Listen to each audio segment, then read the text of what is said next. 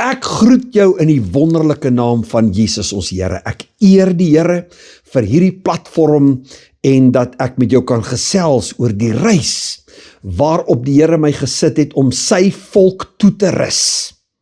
Ek het een opdrag van die Here, die opdrag wat hy vir Moses gegee het toe hy gesê het, gaan na Farao toe.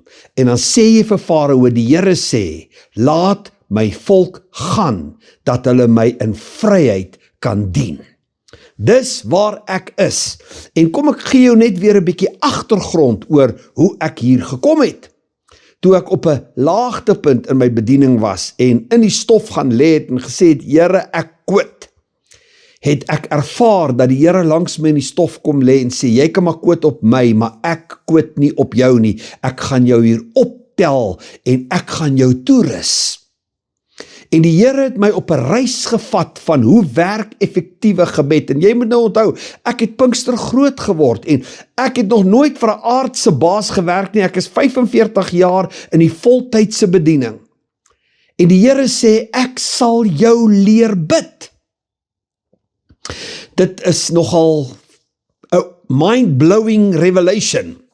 Maar in Lukas 11 vers 1 het die disippels ook na Jesus toe gekom en gesê, Here, leer ons bid. En die Here vat my in 'n hemelse arsenaal in. En die Here wys vir my wapens wat ek nog nooit gesien het nie. En die Here sê vir my, ek sal jou die wapens wys en ek sal jou leer hoe om die wapens te gebruik. En dan moet jy my volk toerus dat hulle die wapens kan gebruik. En dis waar my reis begin het wat my ganse lewe en bediening verander het. Nou daar's baie mense wat sê, ag man, ons is nie in 'n geveg nie en ons is nie in 'n oorlog nie. Kyk rondom jou. Lyk dit asof mense nie in 'n geveg is nie. Waarom sal Paulus sê die wapens van ons stryd is nie vleeslik nie, maar kragtig deur God om vestings neer te werp, to destroy strongholds? Waarom sê hy wapens meervoud? Die wapens van ons stryd is 'n geveg, julle. Die wapens waarmee ons moet veg, sê hy, is geestelike wapens. En niemand het my ooit vertel van wapens nie. En wat is daai wapens? En hoe werk daai wapens? En hoe kan ek daai wapens gebruik? En watter wapen is vir watter geveg? Dis die goed wat die Here vir my begin oopmaak het en dis die goed wat ek met jou deel. En ek vertrou die Here dat al meer en meer mense net sal vrykom om die Here in vryheid te dien. Want dis die opdrag wat die Here my gegee het, soos hy vir Moses gestuur het en gesê het, gaan sê vir Farao, laat my volk gaan, dat hulle my in vryheid kan dien. Dis my opdrag. Let my people go. Laat die Here se mense los. Elke een wat ergens die Here dien en probeer dien, maar vas is aan iets en vas is ergens en ergens is daar 'n ketting. Let God's people go in die magtige naam van Jesus Christus. Dis die opdrag. En vandag wil ek met jou oor hierdie onderwerp 'n bietjie gesels en ons gaan praat oor autoriteit. Hierdie week kan ek 'n profetiese woord vir jou gee. Die wat ore het om te hoor, kan ek vir jou 'n profetiese woord gee. Die Here stop elke demoniese aanval in jou lewe en in jou huis in die magtige naam van Jesus, dat jy hom in vryheid kan dien. Elke bose plan wat al so lank teen jou en jou huis staan, word gekanseleer deur die krag in die bloed van Jesus Christus en die krag van die Heilige Gees. Ek gaan jou vertel, hoe aktiveer 'n mens die bloed van Jesus om vir jou te praat, te veg en om alles uit jou lewe te spoel wat nie van die Here is nie. Die goed oor die bloed van Jesus wat die Here vir my oopgemaak het, is so asemrowend, dat die bloed nie net is om jou vry te spreek van jou sonde nie, maar 'n wapen is. As jy meer daarvan wil lees, kry die bloedwapen boek op ons webwerf by prayerevangelist.com. Hoor daar, ek wil jou leer hoe om die bloed van Jesus te aktiveer om vir jou te praat. Dink aan die courts of heaven. Dink aan die Satan wat die aanklaer is en dat die bloed jou wapen is wat jy daar gebruik, want die bloed praat vir jou as jy kind van die Here is. Maar die bloed veg ook vir jou. Dis 'n magtige wapen om alles uit jou lewe te verwyder wat nie van die Here is nie. So die Here het my geroep om oor die kinders van die Here totale bevryding te spreek van enige iets wat jou mag keer en terughou. Diep skoon te maak en te ontwortel wat nie van die Here is nie.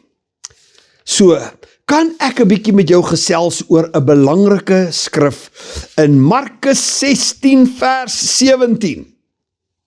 Dis die een aspek, dink ek, wat kinders van die Here al van wegskram. Markus 16 vers 17 is 'n baie bekende skrif, almal ken dit seker. En vir die wat geglo het, sal hierdie tekens volg in my naam. En dan wat sê hy eerste? Dink jy die eerste ding is dalk die belangrikste ding wat hy sê? Markus 16 vers 17, en vir die wat geglo het, sal hierdie tekens volg. En die eerste ding wat hy sê is, in my naam sal hulle duiwels uitdryf. Wow! In my naam. Nou, dink jy dan nie dat dit 'n issue is nie? Dink jy nie dan dat dit dalk die ding is waarmee baie mense sukkel nie? Dit is onsigbare kettinge wat mense vashou, en baie keer is dit sigbare kettinge, maar die gevaarlikste een vind ek uit is onsigbare kettinge. In my naam sal hulle duiwels uitdryf. Nou luister nou mooi. Jy kan nie demone bestuur nie. Jy soebat nie 'n demoon nie. Jy kan nie vir demone om verskoning vra nie. Jy kan nie met hulle onderhandel nie. Jy kan hulle nie paai nie. Die enigste taal wat 'n demoon verstaan is, ek werp jou uit in die naam van Jesus Christus. Ek dryf jou uit in die naam van Jesus Christus. So, ons beroep ons op Yahweh Sabaoth, the Lord of Angel Armies. In Afrikaanse Bybel lees ons die Here van die leerskare, maar ek dink nie dat kinders van die Here besef die impak van wat hier staan nie. Die Here van die leerskare beteken eintlik die Here van die weermag, die Here van die hemelse weermag. En een van die name van God is Yahweh Sabaoth, the Lord of the Angel Armies. Het jy al gehoor dat daar 'n weermag van engele is wat gereed staan om vir jou te veg? Het jy geweet daar's 'n weermag van engele wat gereed staan om namens jou te veg? Het jy geweet daar's 'n weermag van engele wat gereed staan om saam met jou te veg? 'n magtige hemelse weermag wat wag dat jy hulle oproep in die naam van Jesus. Yahweh Sabaoth, the Lord of Angel Armies. Hoekom maak ons nie sommer nou 'n verklaring nie? Wat sê jy? Spring op jou voete as jy kan en sê dit so hard as wat jy kan. Die Here veg my gevegte. Die Here veg vir my. Die Here veg namens my in die naam van Jesus. So, vandag wil ek met elke kind van die Here praat wat voel, daar's die een of ander aanval teen jou lewe, daar's die een of ander oorlog los, daar is gevegte wat om jou woed en dalk in jou huis woed. Hierdie week, terwyl jy hierna luister, staan jy op en jou autoriteit word bevestig. Nou, wat ek met jou praat is deel van die 12 dae van intensiewe ongekende deurbrake wat op die 21ste van Julie begin, via e-pos. So, as jy nou hierdie program kyk, is dit dalk die laaste kans wat jy het om te registreer as jy die 12 dae van intensiewe, ongekende deurbrake wil veg, wat ek saam met jou gaan loop, persoonlik saam met jou gaan stap vir jou oorwinning. So, ek gee jou eintlik maar vanaand so 'n skeleton van wat jy kan verwag as jy die 12 dae saam met my gaan loop. So, ons praat nou oor Markus 16 vers 17. Nou, as ons die agtergrond van Markus 16 kyk, en jy skilder die toneel, dan is die disippels stuck in neutral. Hulle sukkel om te verstaan dat Jesus opgestaan het uit die dood uit. En ek sien so baie kinders van die Here stuck in neutral. Nou, jy weet mos nou, jy kan die mooiste kar hê, man, en hy kan hoeveel perdekrag hê, en alles is blink, en alles is mooi, en hy maak 'n groot lawaai, sy daai engine brul, maar as hy in neutral is, gaan hy nêrens heen nie. En ek dink daar's te veel kinders van die Here stak in neutral. Hulle lyk baie mooi, mense kan hulle bewonder, en sê, dit is so mooi, en jy kan soveel potensiële krag onder daai bonnet hê, en hulle kan 'n groot lawaai selfs maak, maar hulle gaan nêrens nie. Stak in neutral. So, hier is die disippels, hulle kla, hulle huil, hulle sukkel om die nuus te verwerk dat Jesus opgestaan het. Sukkel om in daai oorwinning te kan ingaan wat hulle lewens kan verander. En dan skielik is Jesus daar. Slotte kan hom nie keer nie, mure kan hom nie keer nie. Skielik is hy in hulle midde. En Jesus verander 'n begrafnisprosesie in 'n wêreldsending. Hierdie is wat ek die Here voor vertrou. Selfs wanneer hierdie program kyk, moet iets in jou gebeur, dat jy uit 'n begrafnisprosesie uitkom en in 'n wêreldsending instap, en dan praat ek van jou stukkie wêreld. Dat jy in jou stukkie wêreld 'n opdrag het wat jy vir die Here moet uitvoer, dat jy op 'n sending is vir jou stukkie wêreld. Luister na my. Toe Jesus ons die groot opdrag gegee het in Matteus 28 vers 19 van gaan dan heen en maak disippels van al die nasies, het hy ons nie 'n job description gegee nie, hy het ons krag gegee.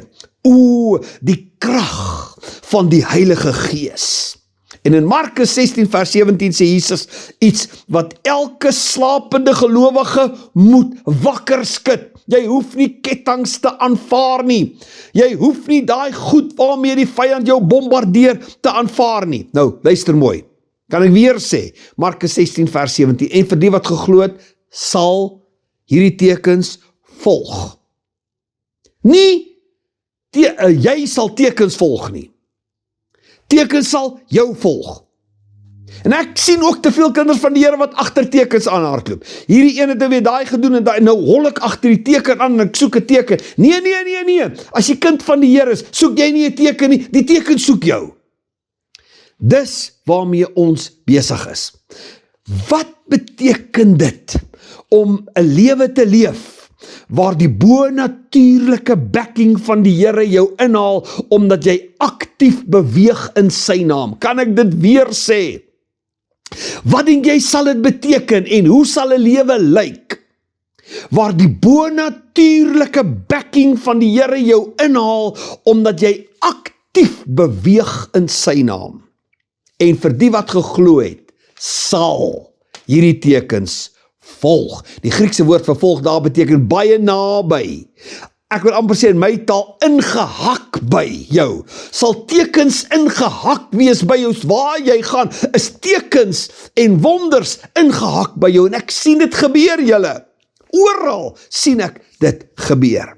Wanneer jy vorentoe gaan in geloof en doen wat die Here sê jy moet doen, dan volg die krag van die Heilige Gees jou baie naby, ingehak by jou. As jy stil sit, gebeur daar niks. As jy in jou comfort zone bly, het jy nie bonatuurlike backing nodig nie. Jy het bonatuurlike backing nodig wanneer jy opstaan en beweeg in die naam van die Here. Die Here daag elke keer op in 'n situasie waarin jy in sy naam ingaan. Hoor jy my? Die backing van die Here is daar as jy opstaan en in sy naam beweeg. En vir die wat geglo het, sal hierdie tekens volg. In my naam sal hulle duiwels uitdryf. Die woord uitdryf in die Grieks beteken nie om mooi te vra om te gaan nie, om te onderhandel met nie, om 'n vergadering met die vyand te hou, waarom hy dit nou moet oorweeg om te relocate uit jou lewe uit nie.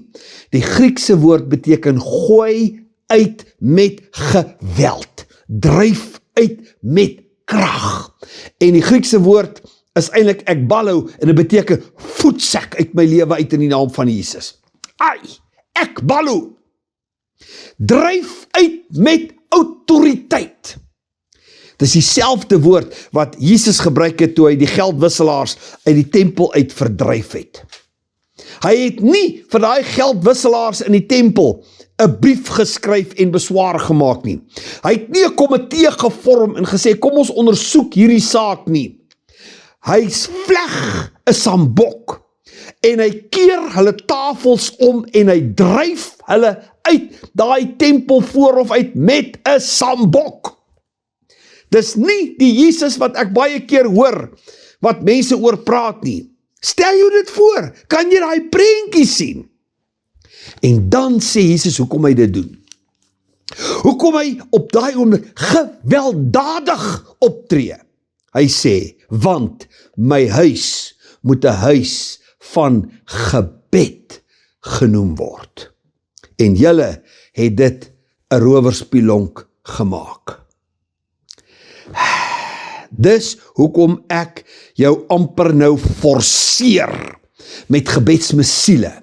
Ons het altyd gepraat van ek gee jou gebedskools. Ek gee jou nou gebedsmesiele. Wat oor lang afstand magtige effek kan uitoefen, wat in die geesrealm ontploffings kan veroorsaak, wat in demoniese plekke van by mekaar kom, wat ver van jou af is, en ontploffings veroorsaak in die geesrealm. Ons sien ons nou by die oorlog tussen Amerika en Irak, hoe werk dit? Het werk nou met mesiele en hommeltuie. So ons werk nie meer met koels nie. Ek gee jou gebedsmesiele, dat jy die vyand waar hy ook al is, kan vernietig. Maar hier is die ding julle. Hy sê, my huis moet 'n huis van gebed genoem word. Hoe belangrik is bid dan nie net nie? En onthou, ons praat nie net van bid nie, ons praat van effektiewe gebed. Hoe belangrik is dit dan nie dat ek sal leer om effektief te bid nie? Hoe belangrik is dit nie dat ek leer om geteken te bid nie? Hierdie huis sal 'n huis van gebed genoem word. Dis waaroor dit gaan. Maar ek wil jou so graag verder invat hierin. En ek wil net weer dit bevestig. Jy kan nie demone in jou lewe en in jou huis akkommodeer nie. Jy kan nie hulle hou vas op enige area van jou lewe verdra nie. Luister mooi wat ek sê. As 'n demoon jou finansies vashou, moenie dit bad luck noem nie. Jy identifiseer hom en jy dryf hom uit in die naam van Jesus en jy sê jy vat jou hande van my finansies af, want my finansies behoort aan die Here. Gaan in 'n warfare mode in as dit sleg gaan met jou finansies en verklaar oorlog teen elke bose mag wat jou finansies vashou. As 'n demoon jou gesondheid aanval, moenie dit genetika noem nie. Werp hom uit in die naam van Jesus. As 'n demoon in jou huwelik werk, moet dit nie noem, ons kom nou net nie meer met mekaar oor die weg nie. Werp hom uit in die naam van Jesus. Die enigste respons waarop 'n demoon reageer, die een woord waarvoor die duiwels die heel meeste is ek balu. Ek werp jou uit in die naam van Jesus Christus. Kan ek 'n verklaring oor jou maak? Wil jy dit saam met my verklaar? Wil jy as jy kan op jou voete spring en saam met my verklaar, ek werp elke demoniese teenwoordigheid in my lewe uit met geweld. Hoekom maak jy nie 'n demonstrasie? Hoekom maak jy nie 'n profetiese aksie en sê ek werp elke demoniese teenwoordigheid in my lewe en in my huis uit in die naam van Jesus? Ek onderhandel nie, ek bargain nie in die magtige naam van Jesus. Hierdie is 'n voorsmaakie.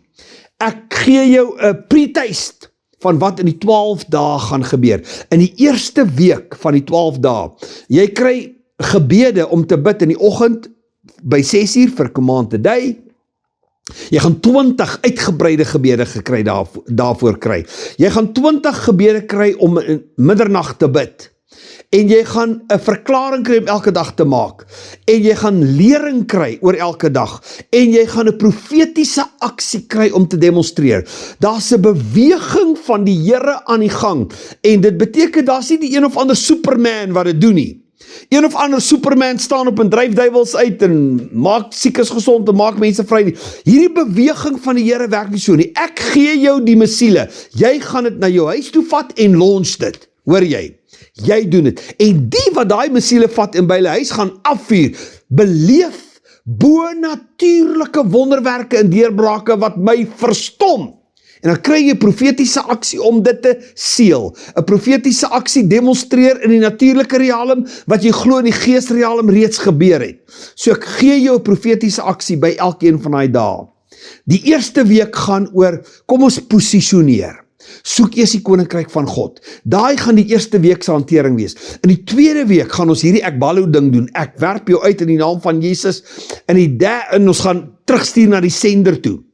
In die derde week gaan dit oor jou en jou huis. Jy gaan jou kinders salf. As jou kinders nie meer naby jou is nie, gaan jy hulle foto salf. Jy gaan profetiese verklaringe oor jou kinders maak. Jy gaan profetiese verklaringe oor jou huis maak, oor jou finansies maak. Dit gaan in die derde week gebeur, en in die vierde week gaan jy 'n brief vir die Here skryf wat jou hele lewe gaan verander, en ek gaan jou vertel hoe dit werk. So, hierdie is 12 dae waarin ek met jou 'n roete gaan loop wat oor 4 weke gesprei is. 3 dae in elke week wat jy uitsit vir dit. Elke Dinsdag, Woensdag en Donderdag vir 4 weke gaan ek met jou kommunikeer en gaan ons hierdie pad loop.